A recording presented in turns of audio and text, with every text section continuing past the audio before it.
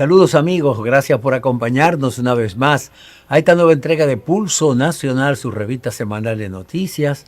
Agradecemos a los que nos siguen a través de BTV, Canal 36 y todas las frecuencias de cable a nivel nacional y los que nos siguen también a través de las redes sociales como Pulso Nacional TV. Hoy tendremos una entrevista, un programa muy especial con la participación del doctor David Lahoz, quien es el director del Centro de Estudios Constitucionales de la Universidad Autónoma de Santo Domingo, politólogo, especialista en medio ambiente, en defensa del consumidor y un reputado abogado del país. Con él conversaremos sobre temas de mucho interés después de esta pausa.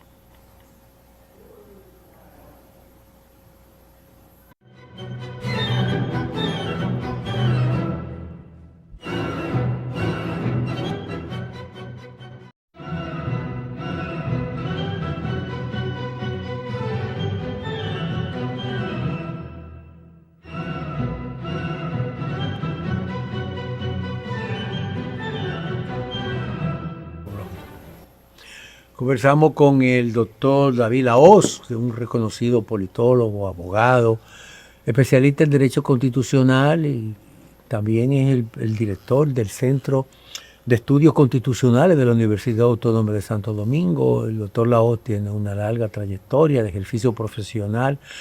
Ha sido procurador de medio ambiente, un defensor de los recursos naturales y también de los consumidores. Es una persona realmente importante, pero lo más importante de esto es que es un colaborador y amigo de Pulso Nacional. Bienvenido nuevamente aquí a tu casa, David. No me menciona mi paseo por turismo. No, y por turismo también, sí, un apasionado de turismo. Pero vamos a comenzar este diálogo hablando un poco sobre el tema constitucional. Bueno. En tu libro Neoconstitucionalismo, sí, tú planteas la necesidad de un nuevo enfoque al derecho constitucional en la República Dominicana. ¿Cómo tú definirías ese nuevo enfoque? Fíjate, el derecho constitucional nació con la Constitución de Estados Unidos, el moderno, y esta fue la materialización de las ideas que se pusieron en movimiento con la Revolución Francesa. A todo ese periodo se le llama el periodo del Estado legislador, que fue puesto en cuestión en 1801 con el caso en Estados Unidos Madison versus Marbury, en donde se discutió qué debería prevalecer en un conflicto legal, si la ley o la Constitución. Correcto. Y desde ese momento, por vía difusa, es decir, no era el tema principal, pero subsidiariamente apareció el tema del conflicto entre la ley y la Constitución. Entonces se determinó desde allí que la Constitución debía de prevalecer siempre, o lo que es lo mismo, el principio que donde hay Constitución no hay ley, lo que hay es Constitución. Esto se discutió a lo largo de todo el siglo XIX y en el XX un austríaco, Hans Kelsen, logró en su país construir una constitución que crea desde el punto de vista constitucional el Estado social y democrático de derecho. A partir de ahí ya no hablamos solamente de derechos civiles y políticos, sino que hablamos también de derechos sociales.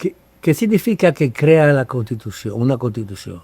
No existía un documento que consignaba la Constitución, sí, o era consuetudinario. Que la ley era la reina de las fuentes del derecho. Del derecho, de la justicia, del derecho. No se decía que la Constitución era una especie de poesía que se recitaba, pero que al momento de aplicarse no tenía fuerza. Quien tenía fuerza es la ley. O sea, la ley prevalecía a la Constitución. Sí. Entonces, eso se revierte. Se revierte. A partir de esta iniciativa de este austríaco, que ya lo establece como... Sí, entonces... ¿Cómo se reconoce eso? Constitucionalmente, cuando se asienta en la Constitución, tú te buscas... Pero ¿cómo se reconoce a nivel mundial ya que... Bueno, se fue extendiendo de estado a estado. Eso es paulatino. Tú sabes que también Kelsen, primero Bismarck en la década de 1880 le temía a la fuerza que estaban adquiriendo la teoría de Carlos Marx, y él quería parar esa influencia. Entonces él dijo que la manera de hacerlo era tratar de conciliar los intereses entre capital y trabajo. Entonces, como los capitalistas tenían el control, él les pidió a estos que se dieran algo de todos los privilegios que tenían a los trabajadores. Y ahí está el germen del llamado Estado Social, donde aparecen las vacaciones pagadas en Europa, no de forma de un golpe, sino paulatinamente. Se fueron integrando. Sí, entonces Kelsen en el 20 mete eso que estaba en leyes de Bismarck en la Constitución austríaca. Y desde ahí entonces se va extendiendo a otras constituciones. La segunda en hacerlo fue la Constitución de los republicanos españoles. Lo único que le fracasó porque después se le metió Franco. Franco abortó el proceso. Vino el tema de la Segunda Guerra Mundial con esto. Y entonces luego de la Segunda Guerra, entonces Alemania pone en su constitución lo que tenía la Constitución austríaca. Que fue el punto de partida. Sí, lo hacen los italianos también. Y paulatinamente toda Europa, el último fue Portugal. Inglaterra, nunca se integró eso. Sí, Inglaterra, pero tiene un sistema jurídico muy diferente. Sí. Pero fue híbrido. Fue de los primeros en dar concesiones porque tú sabes que el Partido Laborista inglés tiene mucha fuerza. Y entonces fue haciendo, ahí que nace el concepto de conciliación. Porque tú sabes que Carlos Marx había dicho que las luchas de clases son irreconciliables. Sí, son irreconciliables. Entonces lo que ellos trataron fue de buscarle la manera de que eso se pudiese conciliar, cediendo algo, pero conservando el control, por supuesto. Entonces esa es la lucha. El caso es que el Estado social se ha convertido hasta la actualidad en la forma no superada de Estado. Y es no superada porque está constitucionalmente establecido, pero no hay un consenso general sobre eso. Entonces tú sabes que hay vuelta hacia el liberalismo puro y simple y otros partidos que plantean entonces las tesis de lo social. Y entonces en ese juego nos pasamos todo el siglo XX y todavía en el siglo XXI seguimos discutiendo eso. Entonces cuando se habla de neoconstitucionalismo, se está hablando de la necesidad de que la Constitución esté impregnada de políticas sociales y que las políticas liberales no es que desaparezcan, pero tienen que cohabitar, que coexistir con políticas sociales efectivas. Entonces, cuando se dice que en un país un gobierno es neoliberal, por ejemplo, lo que se está diciendo que es un gobierno que niega los derechos sociales que plantea el neoconstitucionalismo. Eso también fue fortalecido porque tú sabes que después de la Primera Guerra Mundial, Lenin había tomado el poder en Rusia. Sí. Entonces, Lenin impuso la creación de la Organización Internacional del Trabajo. Fue una iniciativa de Lenin. Impuso eso y entonces dijo que las Naciones Unidas y la OIT como organización especializada de la Sociedad de Naciones, la Liga de las Naciones, tenían que luchar porque esos derechos se reconocieran universalmente. Entonces, toda la lucha iba encaminada a eso. Entonces, también por iniciativa de los socialistas apareció temas como el derecho de solidaridad, que estaba excluido, el derecho de la mujer, que también estaba excluido. Entonces, el siglo XX, sí, todo el siglo XX fue una lucha entre los que se oponían y los que estaban de acuerdo. Por eso es que, por ejemplo, el jefe aquí en el 42 es que reconoce los derechos de la mujer, el derecho a que se divorcien y derecho al voto. Al voto. En 1942. Entonces, cada país lo va haciendo en su momento. Todo el siglo XX va en esa tesitura. Pero ahora con los derechos sociales también hay una lucha porque tú sabes que los neoliberales entonces han querido que esos derechos sean abolidos. Sí. Ustedes mismos, como empresarios, tienen una lucha porque se derogue el derecho de cesantía que lo metió Lenin en el 18. No, yo creo que y el jefe, una vergüenza para el empresariado dominicano, el jefe en el 52, en el Código Trujillo de Trabajo. Tú hablas del jefe de Trujillo. Trujillo fue un dictador. Bueno, pero el dictador Trujillo... Un dictador más avanzado que los capitalistas de hoy en día, porque él lo aprobó en el 52. Se rodeó de intelectuales y de personas que le sirvieron. Él lo aprobó en el 52 y se mantiene como un derecho, porque en el derecho laboral se establece que los derechos no retroceden. Es decir, que una vez se conquista un derecho, Ya, no puede ser derogado. no puede ser derogado. Tiene que mantenerse, y ese es el problema, que ahora los demócratas, los liberales, los neoliberales están quedando con los planteamientos que hacen por debajo del jefe. Hay un problema en la formación, desde tu papel académico en la UAS. ¿Cómo evalúa el nivel de enseñanza y de formación de derecho constitucional? ¿Cuáles son las falencias, las faltas? ¿Qué tú recomendarías Fíjate, a esos estudiantes que quieren especializarse en derecho constitucional? Hay como un vacío en eso. Yo lo siento. El derecho constitucional ha avanzado mucho. Y podría decirse que la creación del Tribunal Constitucional empujó eso. Ha tenido un impacto positivo, al grado de que prácticamente todas las universidades privadas están enseñando de manera transversal la Constitución o derecho constitucional. También lo están haciendo las escuelas. En la UAS, por ejemplo, tenemos dificultad, aunque se está tratando ya de que todas las carreras tengan de manera horizontal la enseñanza del derecho constitucional. Ese no es el problema. El problema es, ¿tú sabes cuál es? ¿Cuál es? Que el gobierno de Luis Abinader ha desacatado 112 sentencias. ¿Del Tribunal Constitucional? Del Tribunal Constitucional, dicho por Milton Ray Guevara.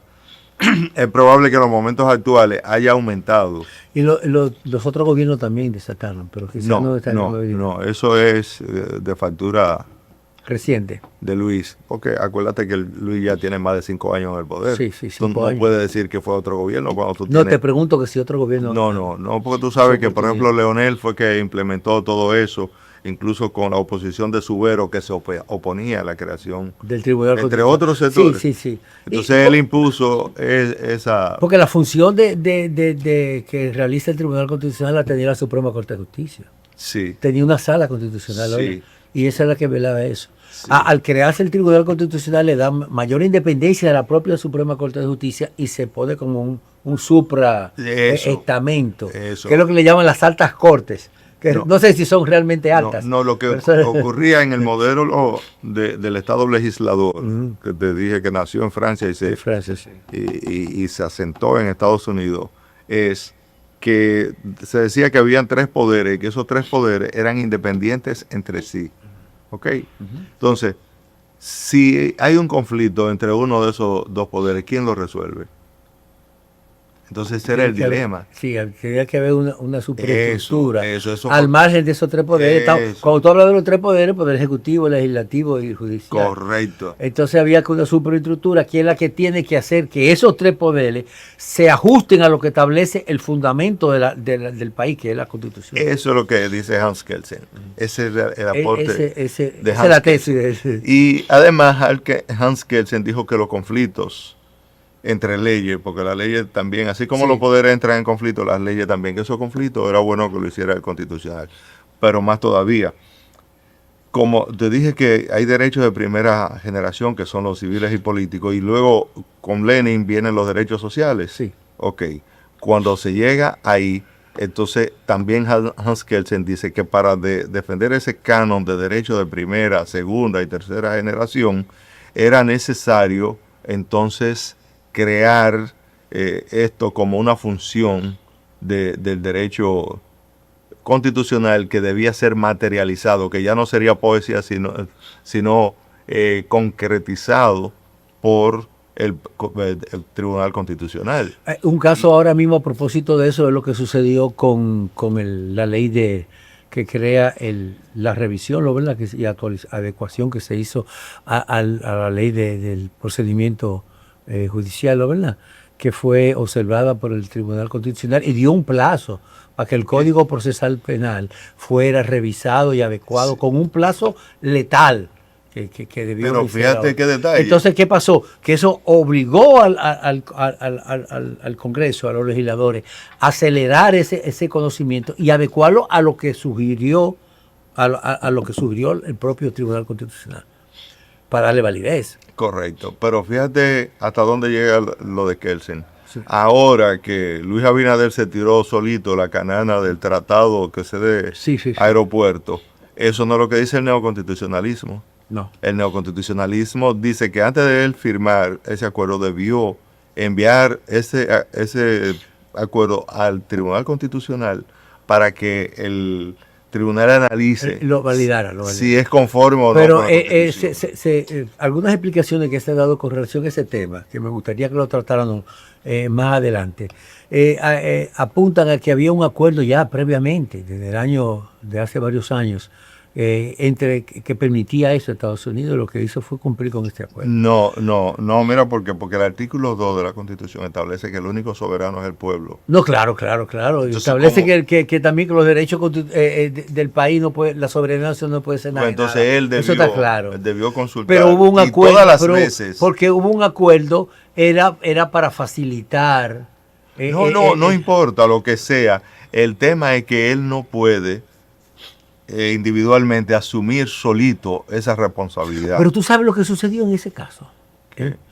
Que antes de anunciarse eso, el presidente consultó a los líderes de oposición. No, pero yo no Pero sé. oye, consultó a Leonel Fernández, a Danilo Medina, a los principales líderes de oposición, y tuvieron de acuerdo. Fíjate que esos partidos no pero han hecho ellos ningún tipo de objeción. No son el en constitucional. No son el constitucional, claro. No Debió son. haberlo hecho como tú sabes.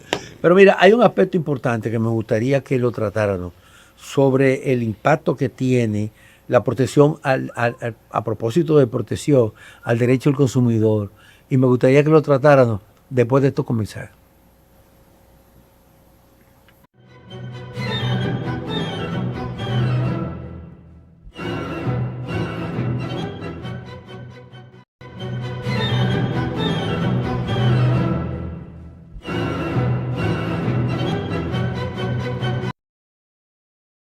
Conversamos con el doctor David Lahoz, quien es el director del Centro de Estudios Constitucionales de la Universidad Autónoma de Santo Domingo, y en el segmento anterior hablábamos de un tema sumamente importante. Primero hablamos de los derechos del Tribunal Constitucional, los derechos constitucionales, pero hay un derecho que hay un poco de conocimiento de eso, que es el derecho al consumidor. El consumidor es, como dicen la gente, el que paga los platos rotos generalmente. No hay mucha supervisión, no hay protección realmente. ¿Cuál es la situación de los consumidores actualmente en el país? Usted fue presidente de la Federación de Derechos del Consumidor y del Observatorio Nacional también para la Protección del Consumidor. O sea que ha estado vinculado mucho tiempo en eso. Y fue uno de los principales asesores de la Oficina de Derechos del Consumidor. De Proconsumidor. ¿Cuál es la situación actual al día de hoy de los consumidores? En el 1984, Naciones Unidas reconoce los derechos del consumidor como derechos universales. Ya en el 61, John F. Kennedy había dicho que todos somos consumidores, y desde ahí se discute a nivel internacional qué es lo que existe hoy, si el ciudadano o el consumidor. Esto a partir de las declaraciones de John Kennedy. Y la doctrina se divide. Una parte dice que no, que eso, porque la ciudadanía, el derecho de ciudadanía es un derecho de primera generación. Sí, claro. Entonces, dicen que no puede ser sustituido, sino que debe de coexistir. Pero el caso es que doctrinalmente existe la discusión de qué es lo que existe hoy, si el ciudadano o el consumidor. Esto sobre todo a raíz de que un filósofo francés muy profundo y de mucha actualidad, Jean Baudrillard, decía que vivimos en el mundo de los objetos. Es decir, que el Homo sapiens de hoy en día vive para consumir y para coleccionar cosas. Entonces, a partir de esas discusiones se habla de que ya no existe el ciudadano, que lo que existe es el consumidor. La gente vive para consumir. Entonces, esos derechos, si es así, si eso norma toda la actividad humana de la época, eso tiene necesariamente que tener un canon, una organización constitucional. Entonces, por eso, las constituciones post Segunda Guerra contienen uno o varios articulados dedicados al derecho de consumo. Y la gran palanca fue ese discurso de John Kennedy que implicó la promulgación de una ley de consumo en Estados Unidos que ha sido referente por mucho tiempo y que dio gran impulso, no en su origen contra los artículos de consumo, sino contra los medicamentos, porque por esa época de los 1950, los fármacos se estaban vendiendo mucho, pero a la vez estaban produciendo graves problemas de salud. Había muchas alteraciones, muchas falsificaciones. Sí, era un... y muchos productos se lanzaban al mercado sin patente y sin reconocimiento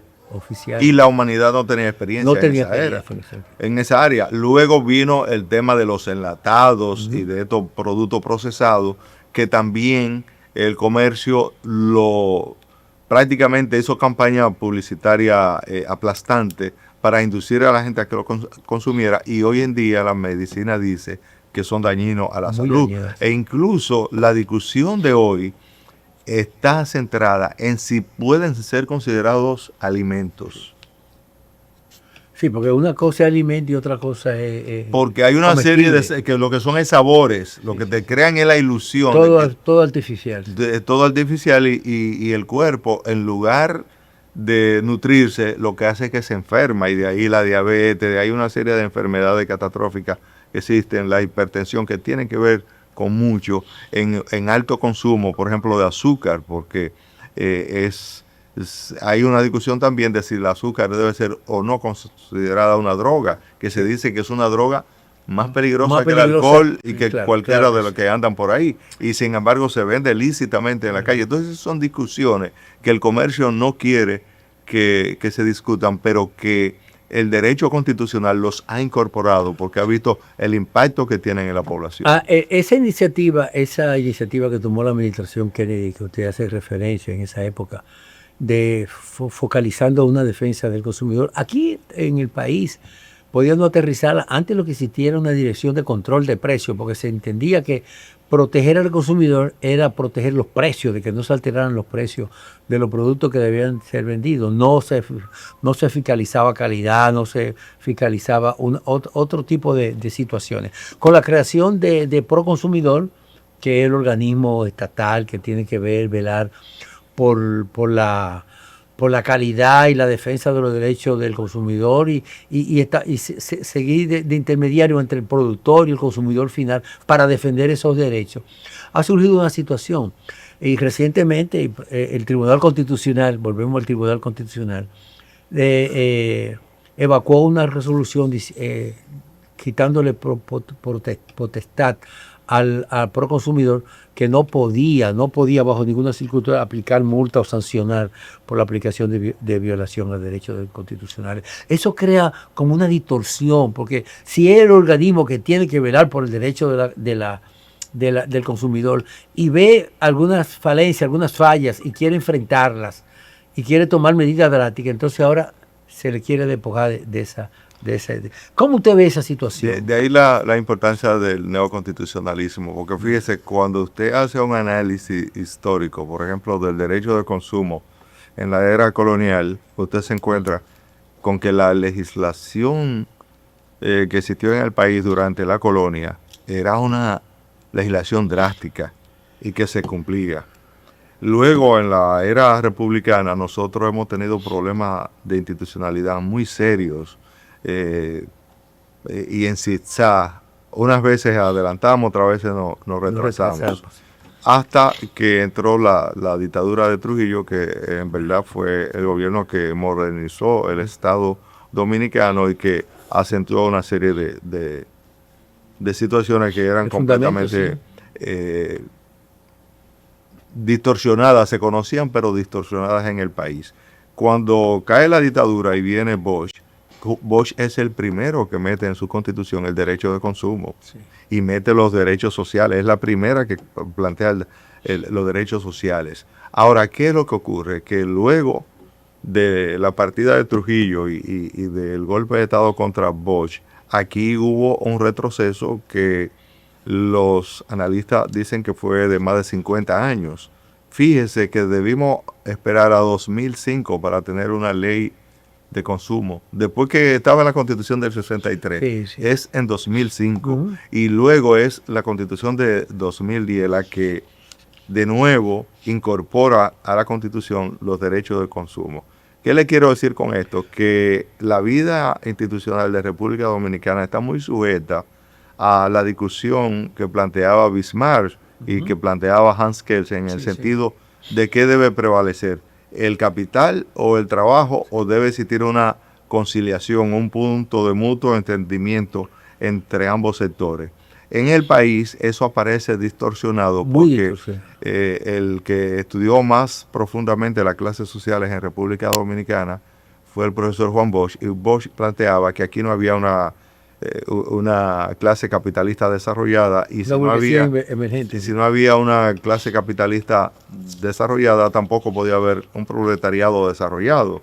Entonces aquí esta es una sociedad de pequeños burgueses. Sí, de clase media, pequeños burgueses. Pero esa clase media, el profesor habló de que eran por lo menos 9 subsectores.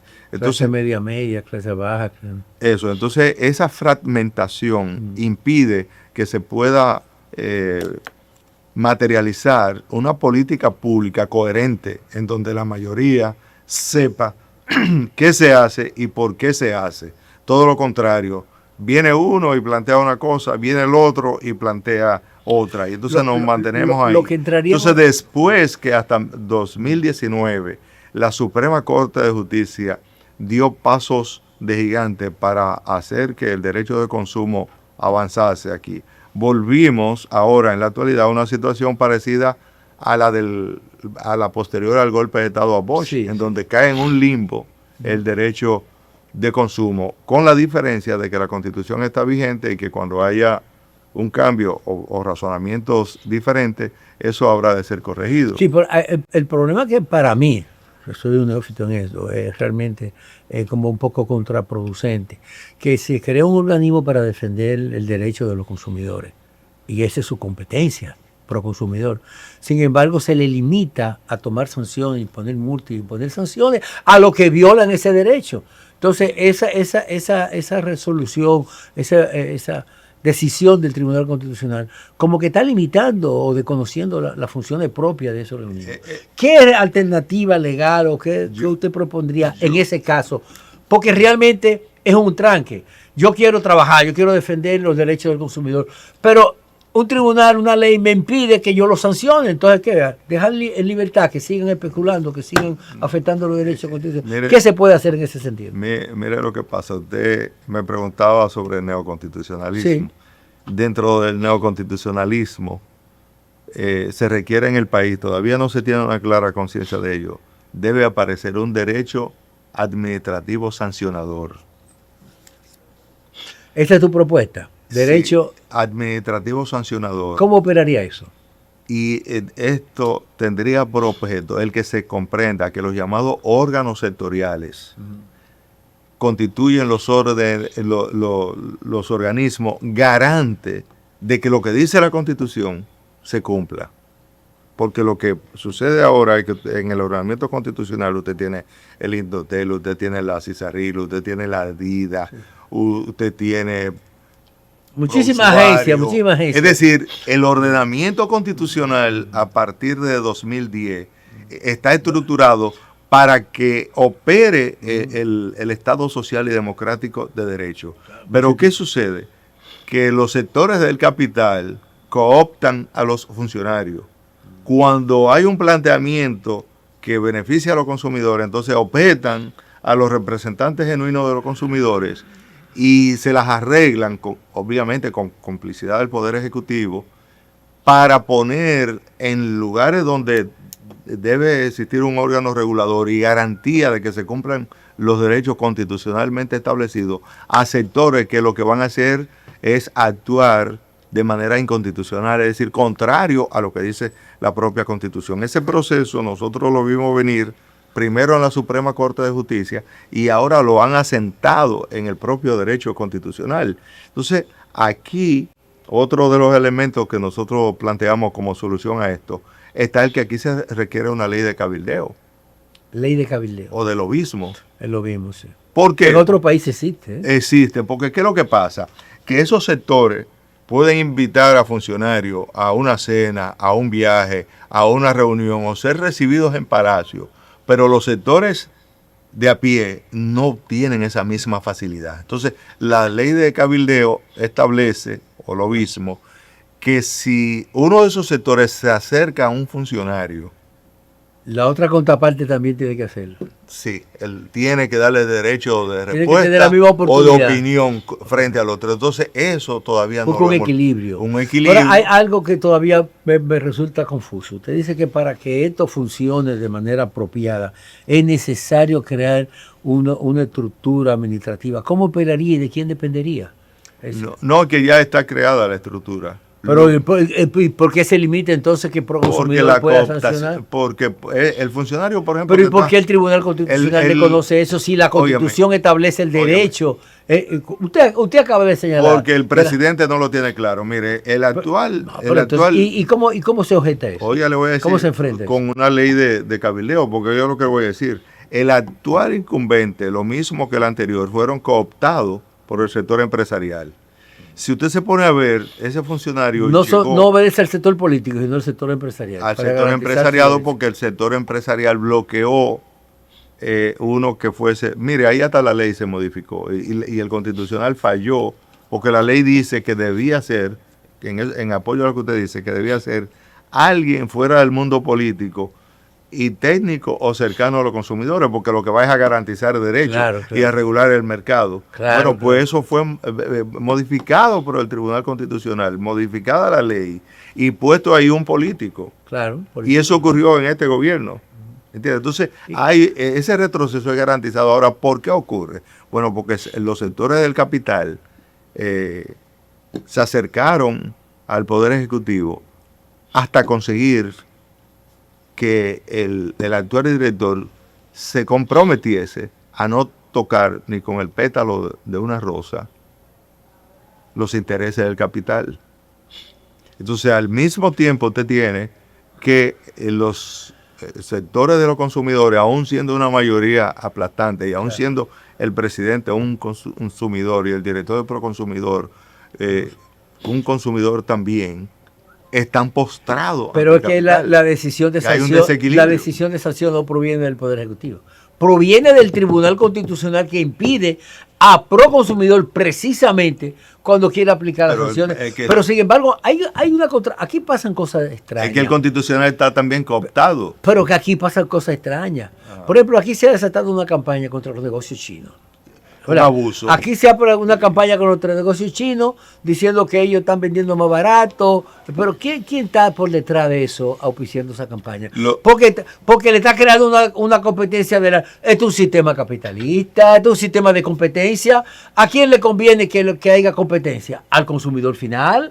¿Al país? Y al gobierno. Y al mismo gobierno. Y al gobierno. Porque los importadores tradicionales, los comerciantes tradicionales han visto cómo se han ido mermando sus ventas. Porque los chinos tienen otro criterio de negocio, los márgenes de beneficio son muy pocos y entonces la ganancia la Otra acumulan forma de hacer comercio. la acumulan por el volumen. Si tú te ganas en esta tasa, tú te ganas 100 pesos, 10 pesos, 100 pesos, ellos ganan 4 o 5. Y lo venden más barato, pero cuando tú vendes uno, ellos venden 100, cuando venden ganan más que tú, porque manejan volúmenes. Entonces esa es la situación. Entonces, fíjate, se han cometido algunas arbitrariedades y lo han dicho, como el caso de cerrar un negocio por 6 meses, 7 meses.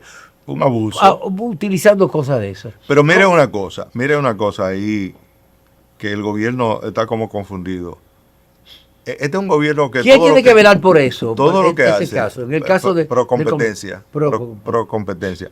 Que también es un órgano regulador para evitar eso. Sí, sí. Entonces, fíjese lo que sucede. Este es un gobierno que todo lo que hace, se dice que lo hace con un préstamo.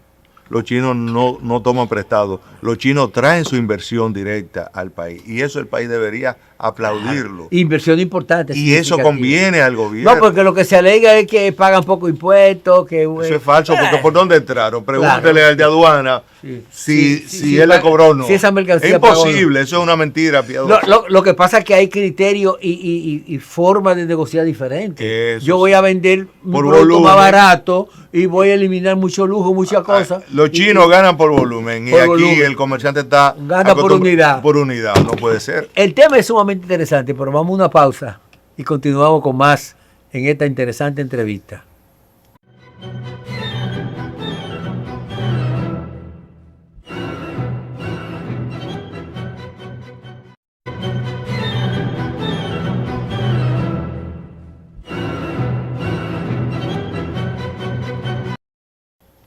Conversamos con David Lahoz, quien es el director del Centro de Estudios Constitucionales de la Universidad Autónoma de Santo Domingo.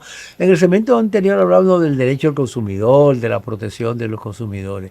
Y yo he notado algo importante y hablábamos precisamente de la situación que se está creando con los comercios chinos. Sin embargo, una de las cosas importantes que ha introducido el mercado son las importaciones de vehículos chinos. Vehículos confortables, de muy buena calidad, y se introdujeron compitiendo ventajosamente con los importadores tradicionales de vehículos, que se vieron en una situación muy incómoda. Sin embargo, hemos visto cómo eso ha ido evolucionando. ¿Qué ha sucedido en este caso? Yo creo que Proconsumidor y Procompetencia tienen que poner cartas en el asunto, porque si te pones a ver, cada vez más los celulares chinos están teniendo un precio muy equivalente a los celulares de otras marcas. Igual está sucediendo con los vehículos. Cada vez más los precios de los vehículos chinos se están moviendo hacia arriba, ¿Pero y por qué? Teniendo el precio más o menos equivalente a los vehículos que tradicionalmente se venden en el mercado dominicano. Y ahí se está engañando a los chinos, porque los chinos no han cambiado los precios. Y cuando usted mira... bueno, entonces estamos hablando de una especulación por parte de los distribuidores. Claro, de los distribuidores aquí, en perjuicio del consumidor y en perjuicio de los productores chinos. Es el papel de Procompetencia y de Proconsumidor, que tiene que velar, y hacemos un llamado a través de este programa, a la encargada de Procompetencia y al de Proconsumidor, que así como han estado auscultando en tema de nimiedades a los chinos, que se fijen lo que está sucediendo en el mercado de celulares y en el mercado de automóviles. Un celular chino está costando prácticamente lo igual mismo que uno coreano que uno occidental. Y esa no es la política comercial de China. Ahí alguien se está llevando, hay un intermediario que está ganándose más que lo que las leyes establecen. Bueno, eso había que regular. Igualmente ocurre con los carros. Y sobre todo las que son muy populares aquí, las jipetas y las camionetas. Usted cuando ve el mercado internacional, el mercado regional, se da cuenta de que los precios que aparecen aquí no guardan relación con los precios de esas mismas marcas en otros mercados. Entonces quiere decir que los distribuidores definitivamente y comercializadores de aquí están especulando. En perjuicio del consumidor. Sí. Hemos hablado de los derechos del consumidor. Me gustaría que habláramos un poquito del derecho de medio ambiente. ¿Cuál es la situación de medio ambiente en el país? Sobre todo con una serie de medidas que se han anunciado últimamente para regularla precisamente en ese sentido. ¿Qué nos tiene que decir? Mira, la política pública ambiental es triste, habría que decirlo. Muy triste porque ni siquiera en los tribunales se está teniendo conciencia de la necesidad de proteger el medio ambiente. Aquí hay cuestiones pendientes. El empresariado se había comprometido a que una ley sobre plástico de un solo uso, que es de 2021, iba a ser aplicada en 2025.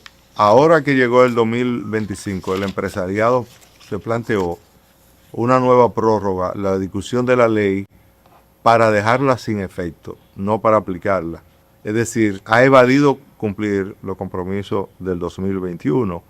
Y desde el punto de vista médico está comprobado que las especies animales y vegetales, incluida el hombre, están teniendo una serie de problemas respiratorios y de otros males de salud por el llamado plástico microscópico que está en el aire, sí, y que está produciendo efectos devastadores en el cuerpo humano, y eso requiere de una regulación. Una contaminación completa. Sí. Y sin embargo el capital lo que está es en prorrogar el incumplimiento de esa ley. El gobierno parece que le ha hecho caso, pero lo más triste, también los tribunales se han plegado a esa posición. Lo mismo pasa con los ríos, lo mismo sucede con los bosques. Nosotros somos la isla del Caribe con más agua dulce, pero a la vez somos la isla del Caribe que más rápidamente desaparecen ríos, arroyos, cañadas, y donde más se contamina la capa freática. Hay un concepto moderno que se está utilizando, que es el concepto de derecho colectivo y difuso. ¿Se podía explicar eso en la legislación dominicana? Derecho colectivo y difuso es lo que venimos hablando de derechos sociales, es decir, que afectan al conjunto de la población y que por tanto deberían ser prioridad en un Estado social y democrático de derecho. A nosotros se nos olvida que somos una nación eminentemente turística. Nosotros no nos podemos plantear ser una nación industrial porque no tenemos el tamaño para desarrollar grandes industrias, pero sí podemos tener un sector turístico eficiente. Entonces, por culpa de la deforestación, cada vez más la salinización de las aguas marinas está penetrando a la capa freática de nuestro suelo y amenaza, algunos dicen que en 5, otros dicen que en 10 años, de crear un problema de abastecimiento de agua porque no se está ejecutando desde el medio ambiente una política pública encaminada a impedir que las aguas sean contaminadas. Aquí se critica al sector turístico porque que consume mucha agua, pero se olvida decir que a la vez es el sector el único que tiene planta de tratamiento y que ha tratado incluso de reforestar, pero se hace por medios privados, no porque hayan políticas públicas encaminadas a proteger. Lo de Vallejuelo, lo de la cordillera central es lamentable. El tema, el país, nosotros hemos dicho que el país debe decidir si va a seguir con el turismo como palanca hacia el desarrollo o si va a seguir con la minería. Con la minería. Minería y turismo son incompatibles. Y tiene un impacto tremendo en el medio ambiente la minería. Y en la población. En la población. En la población que lo deja hacer. Entonces, son decisiones que el Estado tendrá en algún momento que detenerse antes de que sea demasiado tarde. ¿Qué se puede hacer para crear una legislación que garantice esos derechos que no afecte el ecosistema y que mantenga comunidades vulnerables y que mantenga el turismo? ¿Qué recomienda? ¿Qué recomienda usted? Mira, yo digo que si Puerto Rico lo logró. ¿Cómo lo hizo? Una ley prohibiendo la minería. Por ley en Puerto Rico se determinó que hay turismo, que hay agricultura, que hay ganadería. Que no necesitamos minería. Pero minería no. Pero el problema es que aquí tenemos muchos recursos mineros importantes, tenemos mucho oro. Pero no podemos perder los demás. Tenemos mucha agricultura, tenemos mucha ganadería, tenemos mucha agua. Y estamos perdiendo el recurso agua, los ríos. Que son todos renovables. Porque lo que se debe priorizar es el recurso renovable. Renovable, claro. Y no el que, ya tú sabes, la minería, eso no es renovable. Eso se acabó y lo que te deja un desierto ahí, un cráter.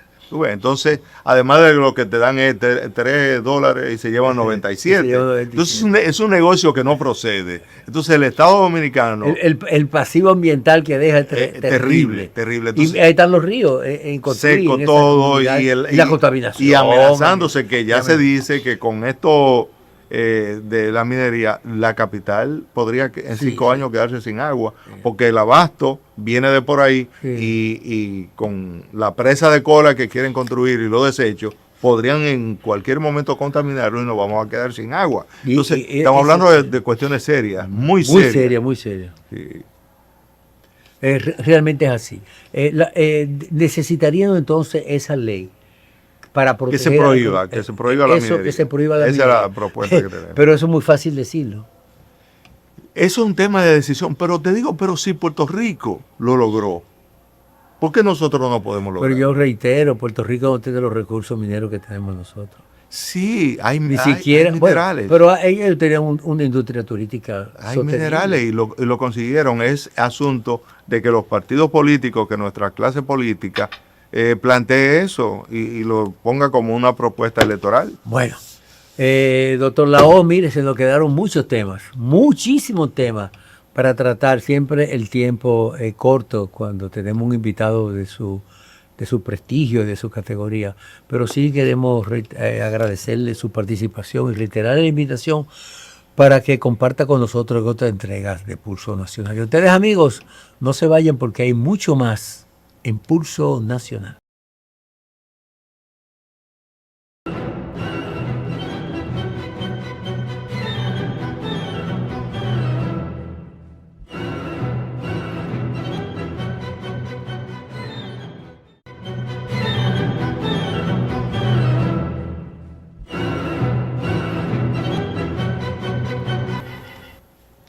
Bueno, amigos, ha sido todo por esta ocasión. Les invitamos a encontrarnos la próxima semana en otra entrega de Pulso Nacional.